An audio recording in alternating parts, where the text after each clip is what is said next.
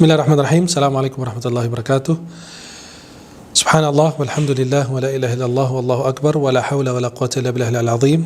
Raditu billahi rabba wa bil islami dina wa bi Muhammadin sallallahu alaihi wasallam nabiyyan wa rasula. Asyhadu an la ilaha illallah wahdahu la syarika lah. Asyhadu anna sayyidana Muhammadan abduhu wa rasuluh. Allahumma salli wa sallim wa barik alaihi wa alihi wa ashabihi wa man tabi'ahum bi ihsanin ila yaumil wa alaina ma'hum bi rahmatika arhamar rahimin. Para jemaah yang dimuliakan Allah, wahibbukum jami'an fillah, saya mencintai kalian semoga Allah. Semoga Allah senantiasa mempertemukan kita di dunia dalam taat dan di akhirat di surga Allah Subhanahu wa taala. Insyaallah di dalam tayangan video kali ini saya akan membahas seputar bagaimana caranya kita membunuh jin. Kita coba menyimak dulu apa perkataan Syekhul Islam Ibnu Taimiyah rahimahullah taala.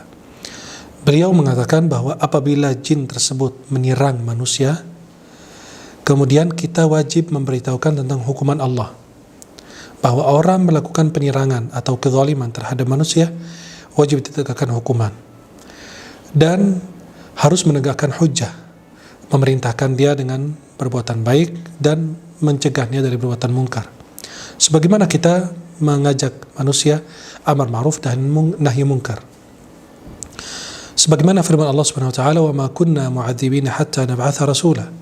Kami tidak akan mengadab satu kaum sehingga Allah mengutus rasul untuk mereka lebih dahulu.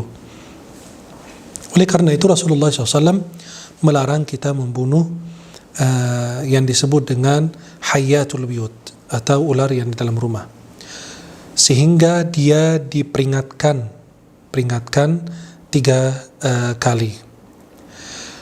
Sebagaimana dalam hadis Sahih Muslim dari Abi Sa'id, Rasulullah bersabda, sesungguhnya di dalam kota Madinah sebagian dari kelompok atau golongan jin mereka telah masuk Islam.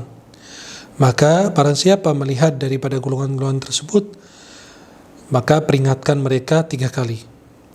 Maka kalau dia menampakkan dirinya lagi, maka bunuhlah mereka karena mereka adalah syaitan.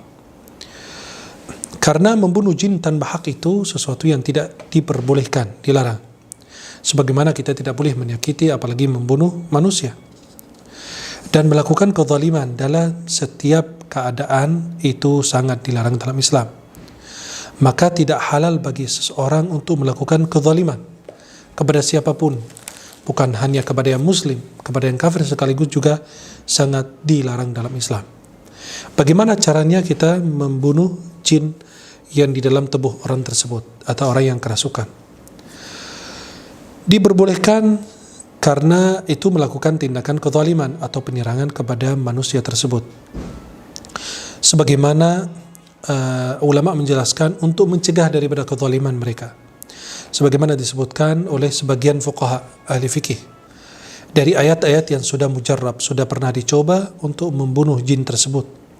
Sebagaimana disebutkan oleh Ad-Dimyati dalam kitab I'anatul Talibin. Beliau mengatakan, dan yang pernah dicoba untuk membunuh jin tersebut bahwa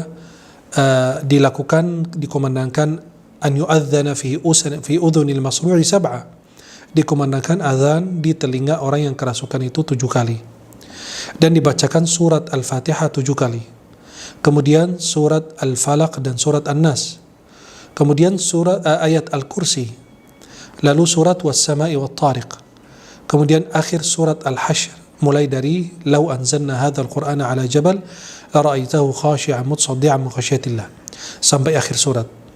Kemudian surat As-Saffat dari ayat fa idza nazala bisahatihim sampai akhir surat. Kemudian membaca ayat kursi 7 kali ke air. Ya. Ayat kursi dan surat-surat yang saya sebutkan tersebut kepada orang yang kerasukan, insyaallah jin yang dalam tubuhnya itu akan mati.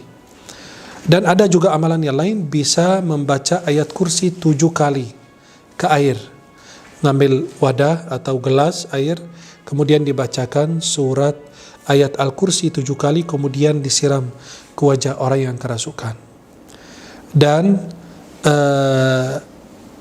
kita bisa membakar atau membunuh jin tersebut sesuai dengan akidahnya. Kalau dia muslim kita ingatkan, kalau dia kafir juga kita ingatkan, dan seterusnya.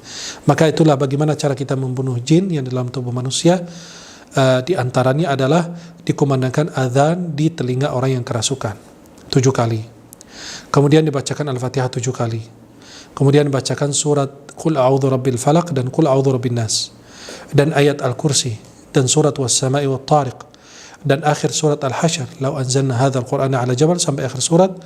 Kemudian akhir surat As-Saffat, fa idza nazala bisahatihim sampai akhir surat As-Saffat.